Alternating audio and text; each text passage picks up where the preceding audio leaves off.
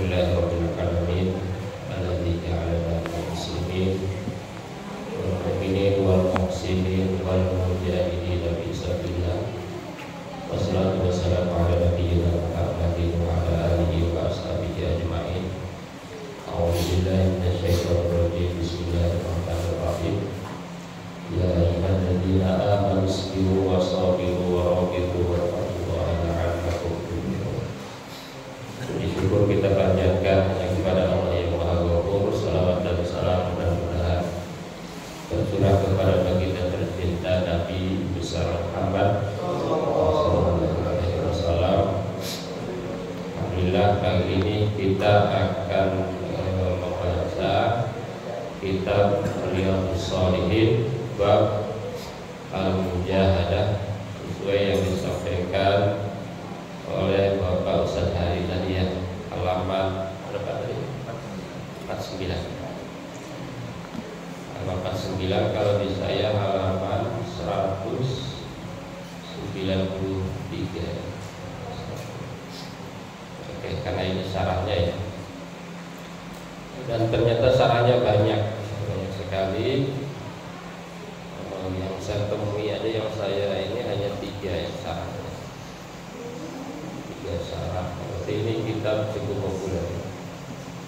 Dan rata-rata di berbagai masjid ini banyak dibahas kitab ini ya. Bapak Ibu yang berbahagia. Oke, kita mulai dari kata al-mujahadah. Mujahadah itu artinya sebetulnya sama dengan jihad. Bab ini memang bab penting karena biasanya orang menjadi teroris ini salah memahami kata jihad ya. Biasanya kenapa seseorang menjadi teroris itu salah memahami kata jihad. Makanya kalau kita amati para teroris itu umumnya bukan alumni pesantren, terutama yang ininya ya, yang menjadi apa istilahnya pengantennya itu ya. Karena kalau alumni pesantren nggak bisa dibohong-bohongi. Termasuk yang lagi marak misalnya seringkali ada ajakan NII. Biasanya yang mudah kena itu bukan alumni pesantren biasanya. Kenapa? Kalau alumni pesantren ini ya banyak dalilnya gitu ya, banyak argumennya. Maka saya itu terus terang belum pernah ada yang ngajak-ngajak begitu. Teman-teman waktu kuliah banyak yang ngajak katanya NII ya. Tapi saya belum pernah nemu. Pengen gitu sebetulnya. Pengen ada yang ngajak gitu. Sebetulnya apa sih isinya gitu. Nah, termasuk dulu ada teman waktu kuliah ngajak saya ikut HTI, Hizbut Tahrir Indonesia. Nah, ada teman saya ini, wah ini pimpinannya dokter loh. Saya bilang itu dokter bidang apa? Dokter bidang kimia ya jangan diikuti kan gitu. Itu katanya pimpinannya pendidikannya tinggi. Nah, jadi salah memahami kata jihad, sehingga jihad itu dimaknai dengan perang. Padahal bahasa Arabnya perang itu apa? Qital, bukan jihad. Jadi kalau kita memahami jihad adalah perang, itu tersesat di jalan yang sesat. Tersesat, dolun, mudilun, ya, tersesat dan menyesatkan. Kira-kira begitu.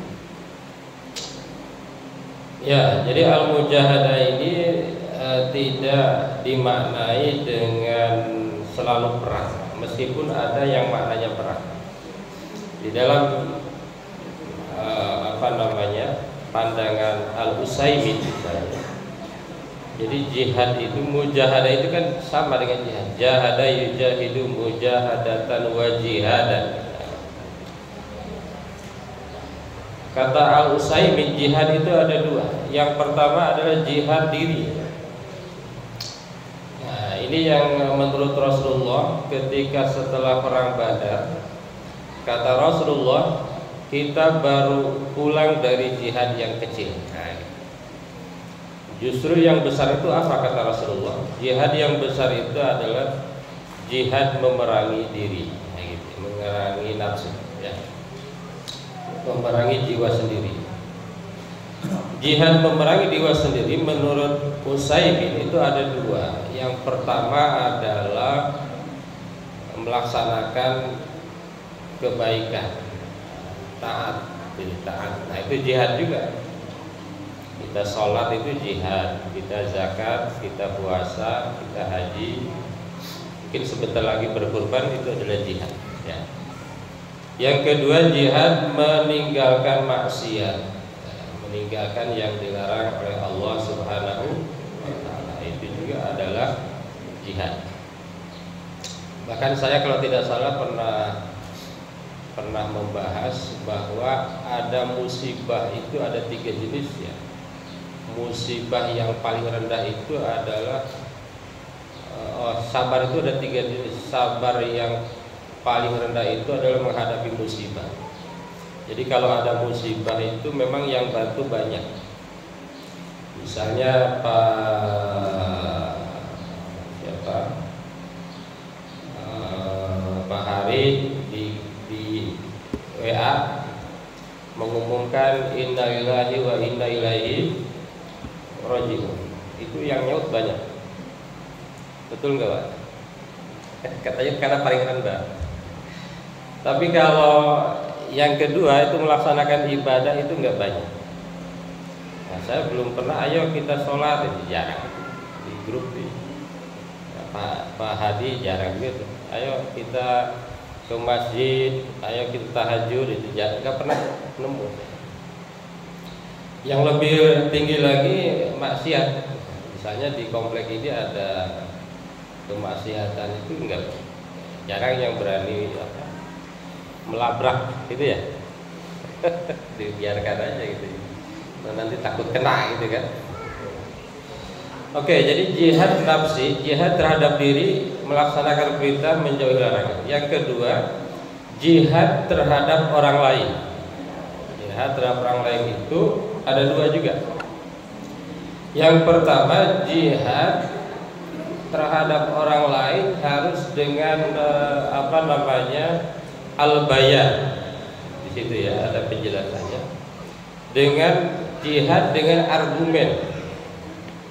Itu. Misalnya ada orang muslim tetapi belum taat, nah, maka dia harus kita argumen. Kita harus lawan dengan debat. Harus kita lawan dengan logika, harus kita lawan dengan berpikir. Yang kedua, jihad melawan orang lain yang jelas-jelas memusuhi. Nah, itu baru namanya jihad tadi, perang tadi gitu. Nah, misalnya Israel misalnya, ya. Kalau Israel itu menyerang, nah, baru dilawan gitu ya. Kalau ke Indonesia, Israel nyerang enggak? Nah, ini kan perdebatan lagi. Kalau ke Palestina nyerang, tapi kalau ke Indonesia nyerang enggak? Kalau dia nyerangnya ideologi, maka dilawan dengan ideologi, perdebatan dengan filsafat, ya kan? Jadi orang Islam harus lebih pinter, jangan sampai bisa dibolak-balik, ya kan? Jadi kalau kita filsafatnya lemah itu gampang sekali kita dibolak-balik, ya, dibolak-balik dalam tanda kutip, dikibuli, gitu ya. Bahkan katanya yang ahli bahasa Arab di dunia ini sekarang bukan umat Islam.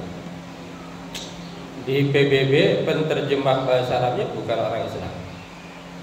Gitu. Maka ngeri sekali kalau nanti ada tafsir-tafsir yang dibuat oleh bukan Muslim, itu berbahaya sekali. Apalagi sekarang di era post-truth. Pernah dengar post-truth? Post-truth itu adalah era di mana keburukan jika diulang berkali-kali akan jadi kebenaran baru. Nah, gitu, itu ngeri, ya, mengerikan. Baik Bapak Ibu, sudah 10 menit. 10 menit lagi ya. Belum dibaca 10 menit. Oke, menurut kitab ini kitab Bahjatun Nadhir, ini kan tafsir atau apa namanya, syarah dari Riyadhus Shalihin, salah satunya Bahjatun Nadhir. Yang dimaksud dengan jihad itu adalah di atas muraqabah.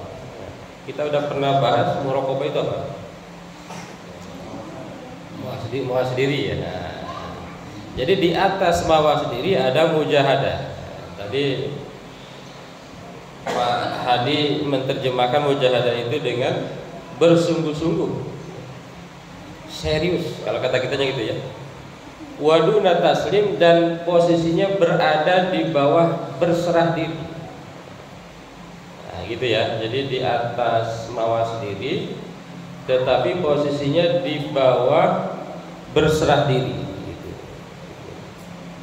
Itu al-mujahadah. Kita betul-betul berjuang bersungguh-sungguh di dalam ibadah, bersungguh-sungguh di dalam menjauhi larangan.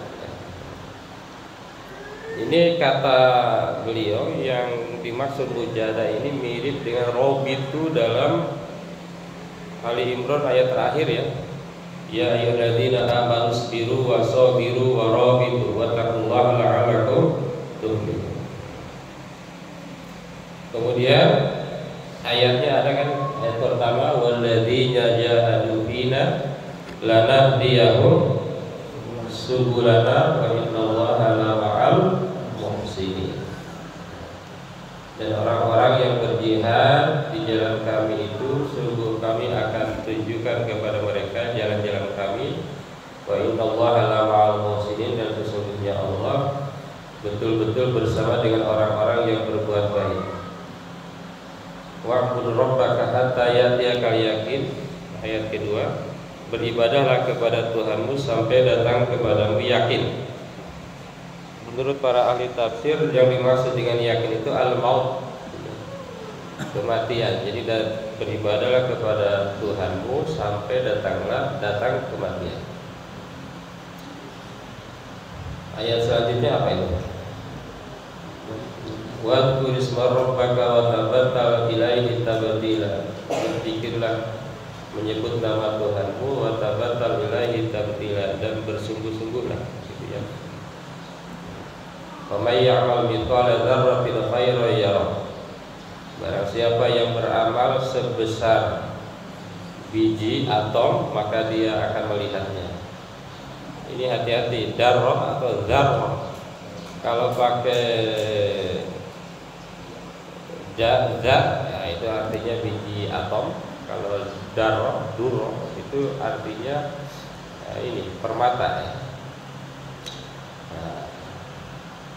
Nah, waktu itu saya pernah jadi imam gitu, kan baca ayat Allahu la ilaha illa Allah nurus samawati wal ardi masal nurihi kabishkatin fiha misbah al-misbah fi zujajah. Az-zujajah kana kawkabun. Itu salah baca dikit ketahuan sama jamaah. Durriyun apa dzurriyun? Kalau dzurriyun biji, tapi kalau durriyun artinya tadi apa? Oh, permata. Jauh sekali kan? Nah, jual biji beras satu apa jual permata? Mahal-mahal. Jauh ya.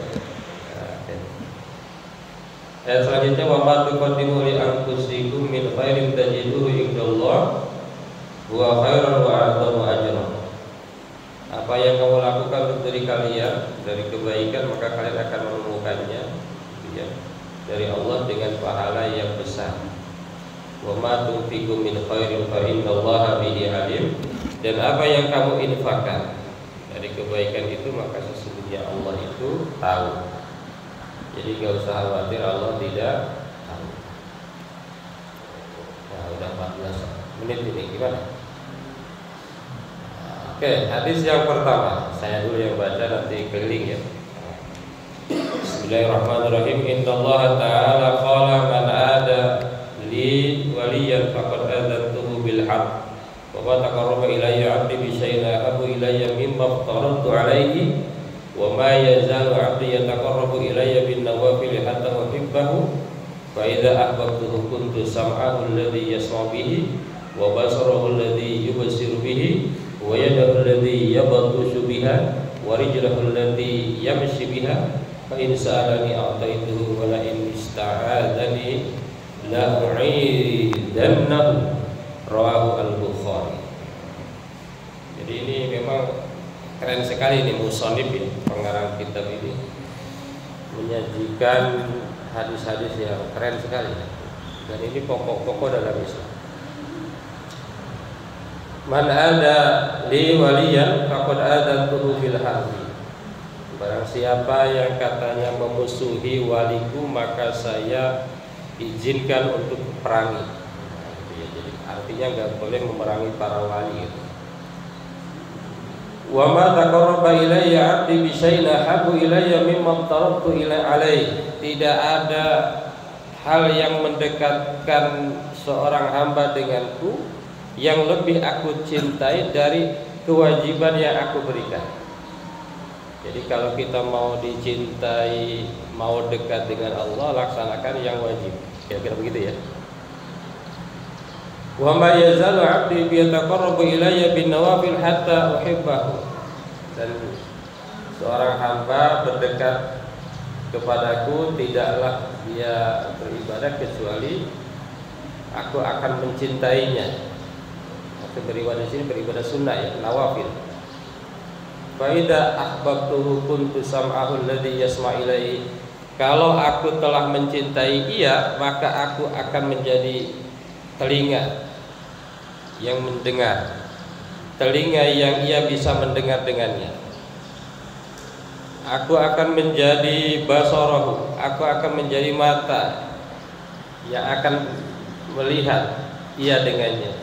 Dan aku akan menjadi tangan, aku akan menjadi kaki. Dan ketika dia meminta kepadaku, saya akan memberikannya.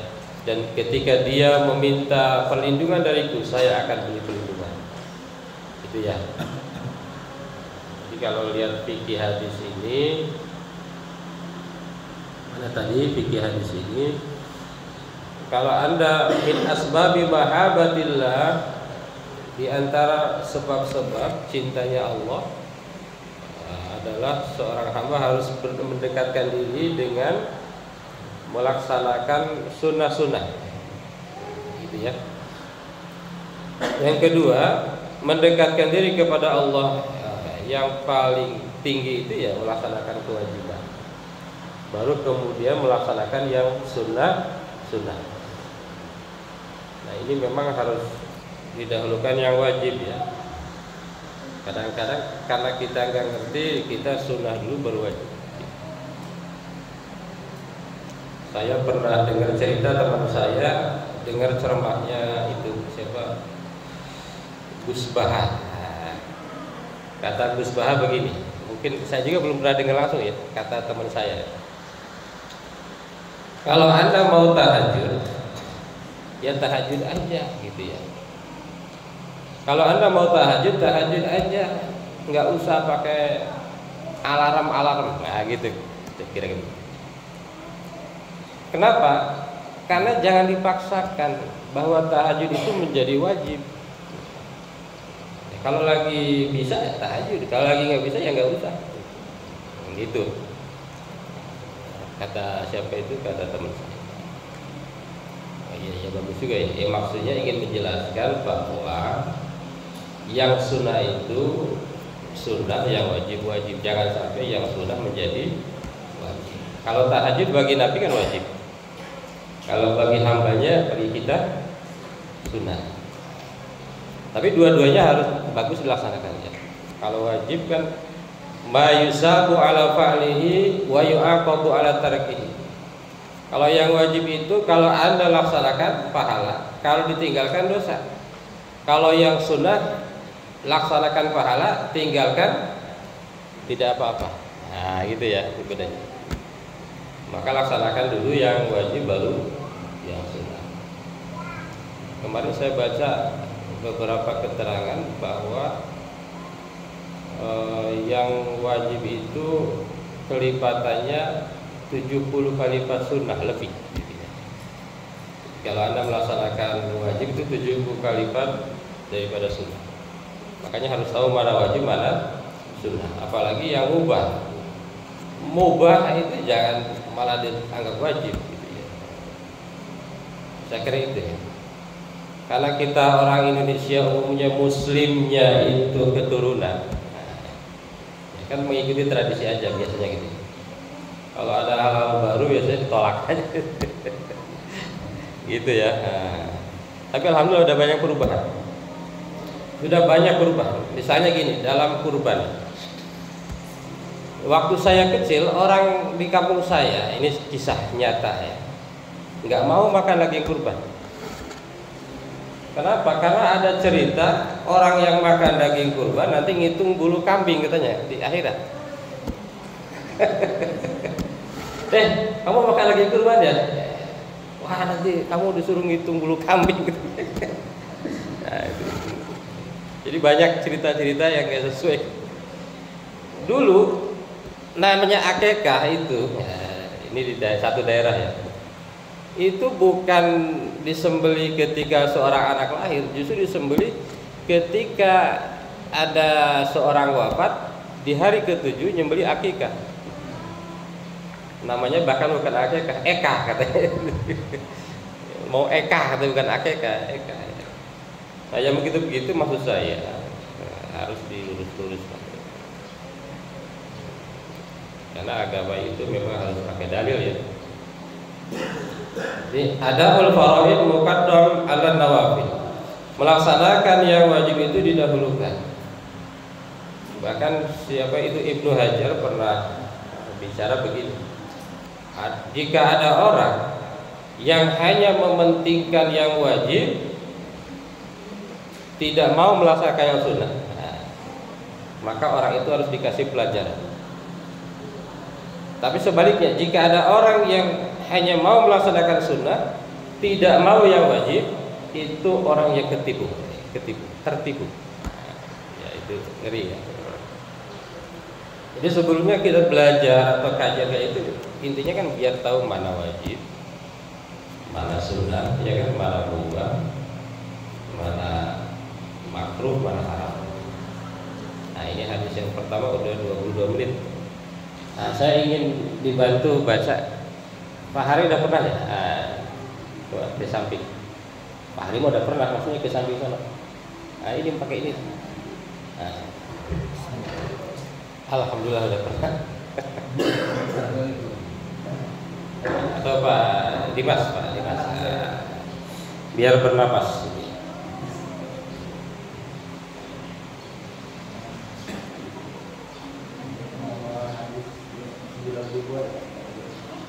An Anas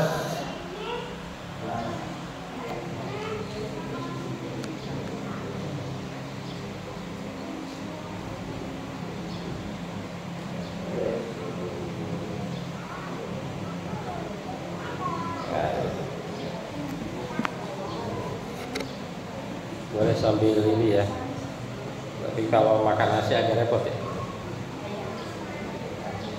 Oke, sambil ngeteh.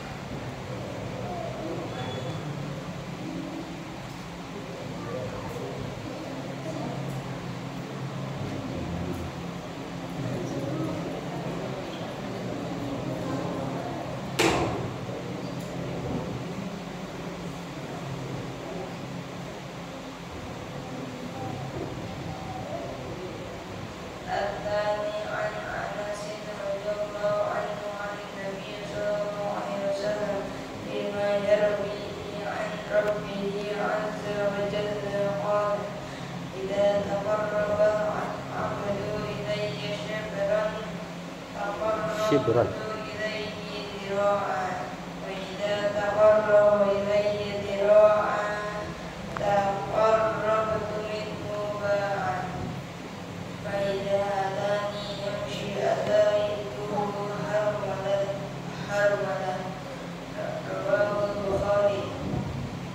Ya, bagus bacanya ya.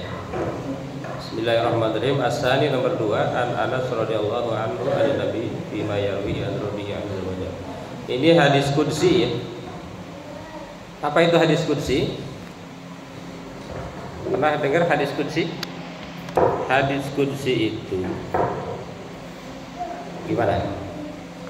Firman Allah yang tidak tertulis dalam Al-Qur'an. Ya. Redaksinya dari Allah ya. Kalau hadis gimana? Hadis itu adalah sabda Rasulullah SAW, redaksinya dari Nabi ya, gitu ya. Redaksi itu apa? Kata-katanya gitu ya. Setahu saya kalimat-kalimat paling indah itu pertama Quran, kedua hadis. Selain itu biasa aja gitu ya. Biasa aja. Misalnya musik yang lagi booming siapa itu? Raim, lagu apa? Raim, lagu apa? Nah, Komang ya. Itu 2 tahun lagi udah nggak menarik lagi. Nah, tapi kalau Quran 1400 tahun masih menarik ya. Idza taqarrabal 'abdu ilayya shibran, jika seorang hamba mendekat kepadaku 1 jengkal, dia datang sejengkal mendekat, taqarrabtu ilaihi dira'an, maka aku mendekat kepadanya 1 hasta. Hasta itu apa? Saya baca di Google, hasta itu dari sini ke sini. Wa idza taqarraba ilayya dira'an taqarrabtu minhu ba'an. Kalau dia mendekat 1 hasta, aku mendekat 1 depan. Wa idza atani yamshi, kalau dia datang kepadaku dengan jalan biasa, ataituhu harwala, saya datang kepadanya dengan lari. Waduh, enak bener ya. Makanya kalau beramal pahalanya berapa? 10.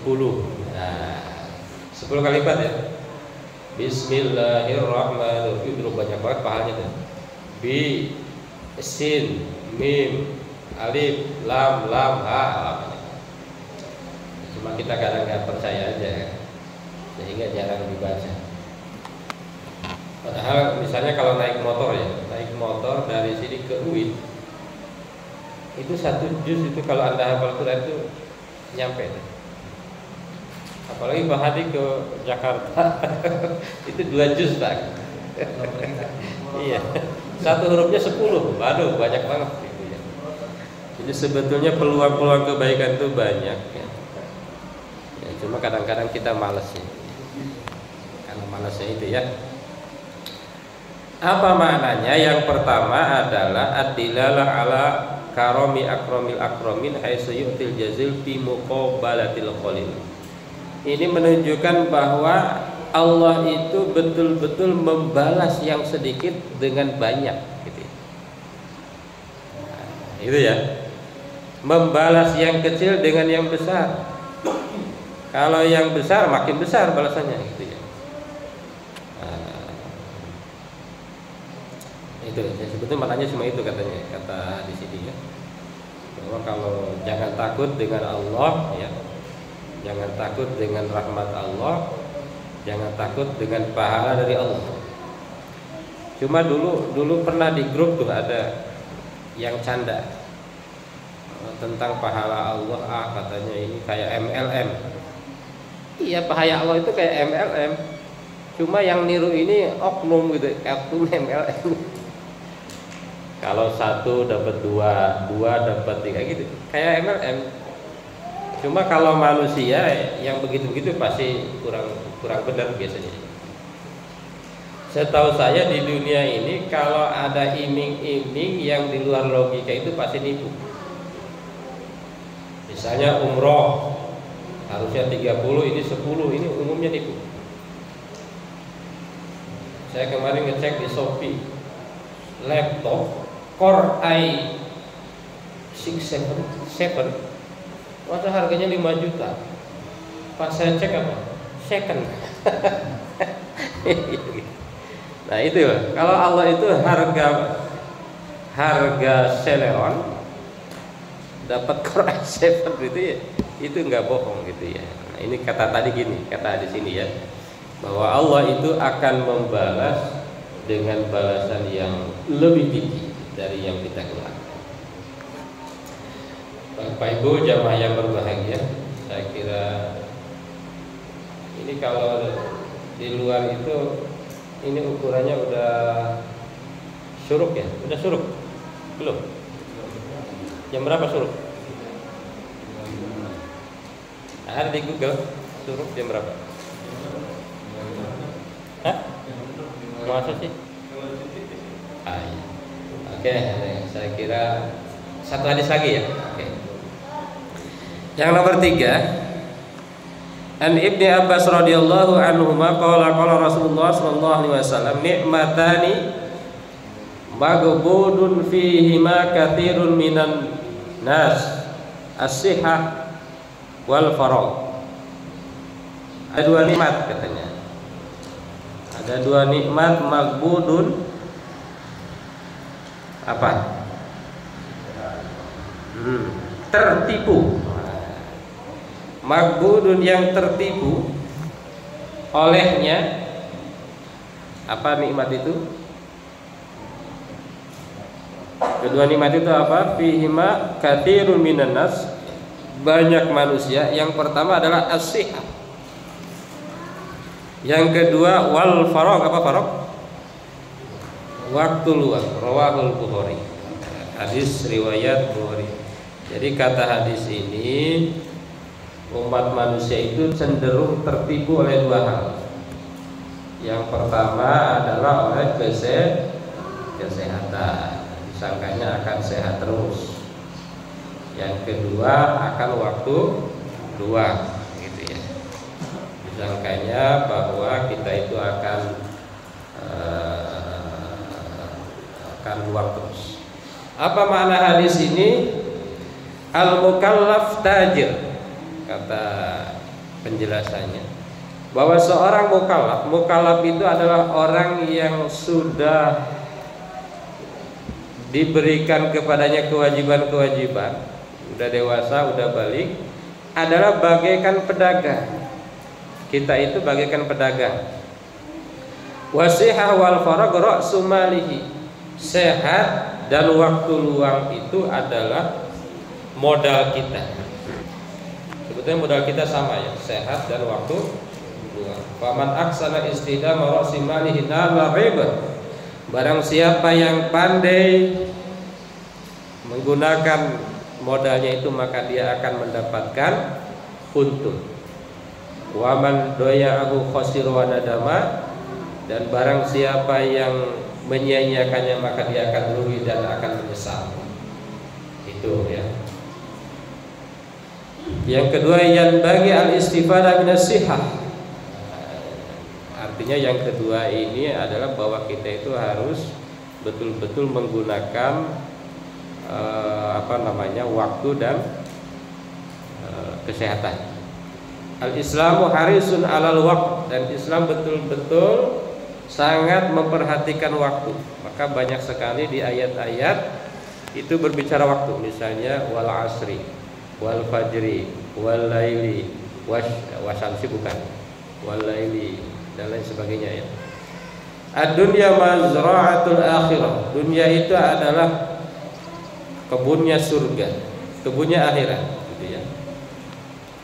Bayan bagi at-tazawwud bit taqwa wastiqlali nikmatillah fi taatillah. Maka sebaiknya kita harus mempersiapkan diri dengan takwa, dengan menggunakan nikmat Allah untuk taat kepada Allah.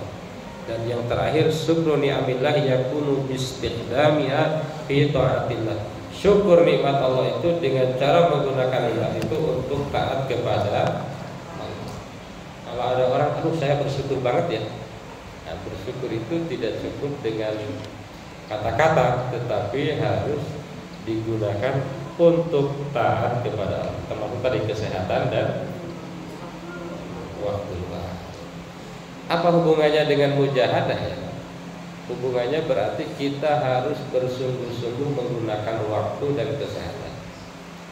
Karena kesehatan itu ternyata nggak bisa dibeli. Nah, waktu itu nggak bisa dibeli. Nah, orang-orang kaya itu kalau boleh beli waktu sehari 10 juta mau. Iya kan? Misalnya umurnya 70, dia pengen apa 10 tahun, bayar sekiannya mau, cuma nggak bisa kan? Nggak bisa beli waktu. Bapak Ibu yang berbahagia, saya kira dicukupkan untuk hari ini. Mudah-mudahan tadi bersungguh-sungguh ya kita betul-betul mampu bersungguh-sungguh di dalam melaksanakan perintah Allah, menjauhi larangan Allah, dan dalam melaksanakan sunnah-sunnah Rasulullah Sallallahu Alaihi Wasallam. Bahkan di bawah itu ada hadis Nabi itu satu rakaatnya aja Al-Baqarah habis, ya gitu lah, luar biasa. Gimana tuh? Ciri-ciri sungguh-sungguh sholat tuh panjang, Al-Baqarah habis. Gimana? Rukunya sepanjang berdirinya, waduh, lama lagi ruku sujud. Itu tanda bahwa kesungguhan di dalam tadi melaksanakan perintah Allah, menjauhi larangan. Mudah-mudahan ada manfaatnya untuk kita semua. Kalau ada yang dipertanyakan dipersilakan. Wassalamualaikum warahmatullahi wabarakatuh.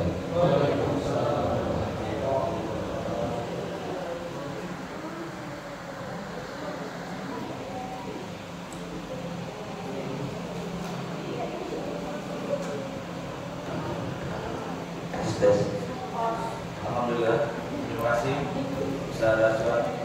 Tadi sudah membahas mengenai bab mengenai budaya. Tadi kalau nggak salah baru 3 hadis ya saja. 14 lagi di rumah. Iya. Kalau saya lihat di sini terakhir hadisnya itu yang nomor 111. Ya, ya. Kalau lebih ada 12 hadis lagi.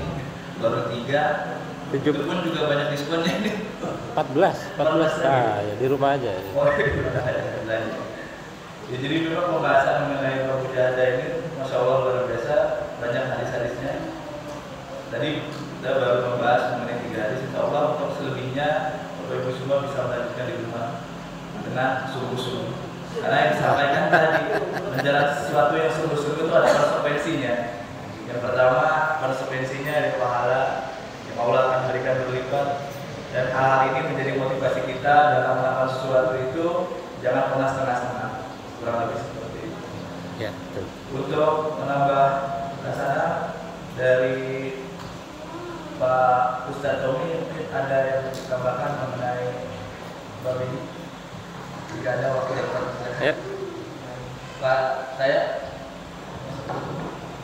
Pak Enda, Ya. Pak Farhan harus closing, dan terakhir Pak Asep. Dulu.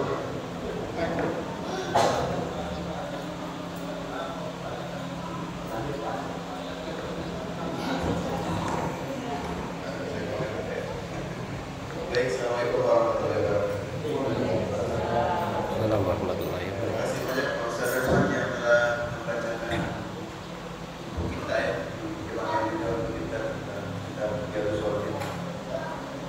Mudah-mudahan kajian-kajian kita seperti ini terus bisa berlanjut. Apalagi tadi kita dapat informasi yang jauh bahasa Arab sama orang lain ya, berbahaya kan.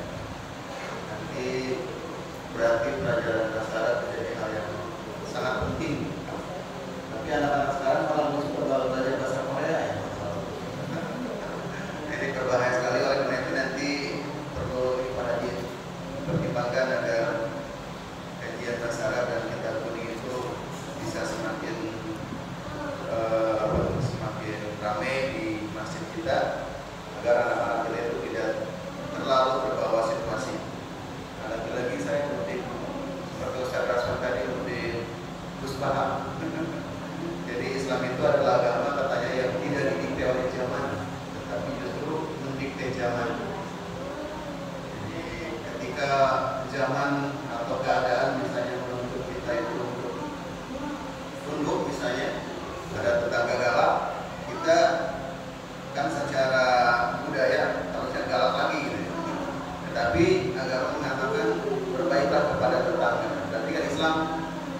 tidak boleh ditekan oleh zaman atau oleh budaya.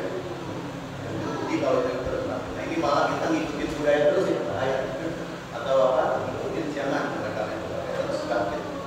Kemudian kajian-kajian terus, kajian-kajian ini bisa terus berlanjut. Ibu-ibu kuning kan kitabnya. Yang di bawah di sini kuningnya masih ada rambutnya, ada yang gundul yang lebih susah. Mungkin itu aja mengantar. Kalau tadi dari Fajar ada tuh baru katanya ada komar seperti Komar ya. Waalaikumsalam. Pak ini sekarang Ayo Pak Asep. dari sisi wartawan. lagi ngedit. Oh suaranya ini. Oke. Karena sungguh-sungguh Pak, saking sungguh-sungguh. Alhamdulillah, terima kasih Ustaz Farhan sudah menambahkan mengenai bermujahadah ini. Alhamdulillah tidak terasa waktu sudah menunjukkan pukul 6.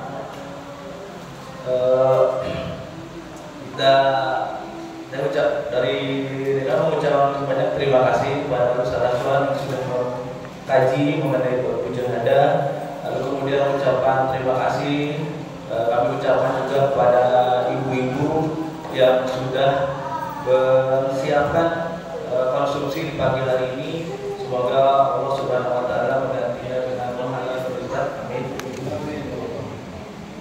Sebelum kita akhiri, marilah kita mengucapkan hamdalah bersama alhamdulillahirobbilalamin. Dan sebelum kita tutup, marilah kita membaca doa kafaratul majelis. Subhanallah wa bihamdika asyhadu an la ilaha illa anta astaghfiruka wa atubu ilaik. Akhirul kalam, ucapan assalamualaikum warahmatullahi wabarakatuh. Waalaikumsalam warahmatullahi